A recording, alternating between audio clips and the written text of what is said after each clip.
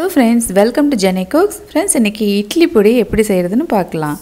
தேங்காய் வச்சிட்டு தேங்காய் இட்லி பொடி செஞ்சிருக்கேன். ரொம்ப அருமையா இருக்கும். நீங்க இத சாப்பாட்டுக்குமே நீங்க போட்டு பேசஞ்சு சாப்பிடலாம். சாம்பார் சாதம்லாம் வச்சிங்கனா அதில கொஞ்சம் தூவிட்டு சாப்பிடும்போது அது ஒரு டிஃபரண்டான டேஸ்ட்ல சூப்பரா இருக்கும். கண்டிப்பா ட்ரை பண்ணி பாருங்க. சாம்பார் மட்டும் இல்ல, எந்த வகையான குழம்புல கொஞ்சம் தூவி சாப்பிட்டாலும் ரொம்ப நல்லா இருக்கும்.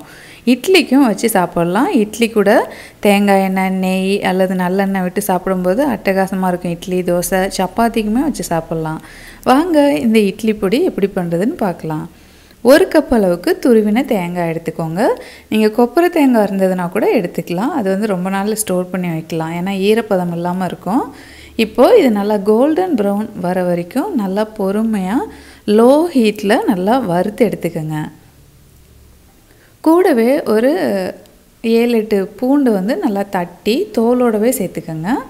அதில் தேங்காய் வறுக்கும்போது அதில் எண்ணெய் இருக்கும் இல்லைங்களா, அதிலே சேர்ந்து நல்லா வறுபட்டு வந்துடும்.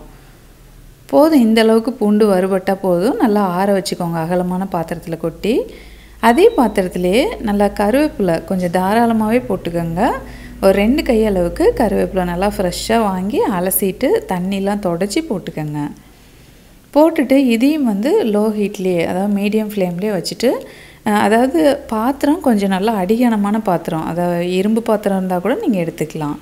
அப்படி வறுக்கும்போது தான் நல்லா பதமாக வறுபட்டு வரும்.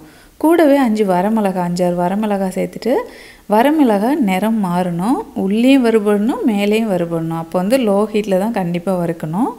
இதையும் சேர்த்து ஆற வச்சுக்கோங்க. அதே பாத்திரத்திலே இந்த இட்லி மிளகாத்தூளுக்கு, இட்லி மிளகாய் பொடிக்கு 1/2 கப் அளவுக்கு உளுந்தம்பருப்பு, நீங்கள் கருப்பு உளுந்தும் எடுத்துக்கலாம், தோலோடு இருக்கிற உளுந்து, அல்லது இப்படி வெள்ளை உளுந்தும் எடுத்துக்கலாம். கூடவே 1/4 கப் அளவுக்கு கடலைப்பருப்பு எடுத்துக்கோங்க.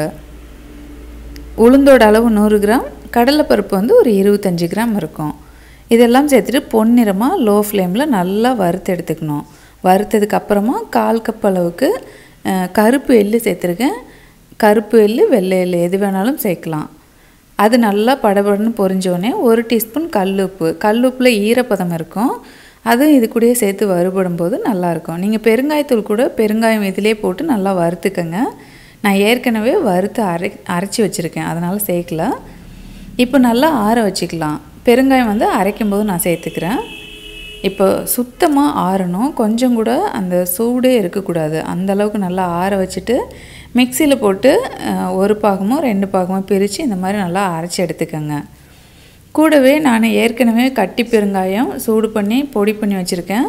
அது வந்து ஒரு 1/2 டீஸ்பூன் சேர்த்துக்கிறேன். சேர்த்துட்டு நல்லா அரைச்சிக்கோங்க. அந்த பருப்பு மட்டும் கொஞ்சம் கொரகொரப்பாக, இட்லி பொடினாலே அந்த பருப்பு கொரகொரப்பாக இருக்கணும், அந்தளவுக்கு நீங்கள் அரைச்சி எடுத்துக்கோங்க. சூப்பரான இட்லி பொடி தயாராகிடுச்சுங்க, இந்த தேங்காய் இட்லி பொடி. இப்போது இட்லி, தோசை எது வேணாலும் வச்சுட்டு நல்லா தாராளமாக ஊற்றிட்டு இது கூட தேங்காய் எண்ணெய், நல்லெண்ணெய் அல்லது நெய் ஏதோ ஒன்று கலந்து நீங்கள் சாப்பிடும்போது வேறு எந்த சட்னி சாம்பாருமே நமக்கு தேவையில்லை, அவ்வளோ சூப்பராக இருக்கும். மெயினாக இந்த தேங்காய் இட்லி பொடி நான் சொல்கிறேன், அவ்வளோ சூப்பராக இருக்கும்.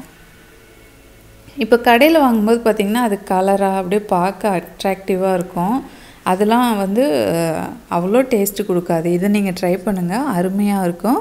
அது இல்லாமல் ஹெல்த்தியாகவும் இருக்கும். கண்டிப்பாக ட்ரை பண்ணிவிட்டு இந்த இட்லி மிளகாய் பொடி ரெசிபி உங்களுக்கு பிடிச்சிருந்ததுன்னா லைக் பண்ணி ஷேர் பண்ணுங்கள்.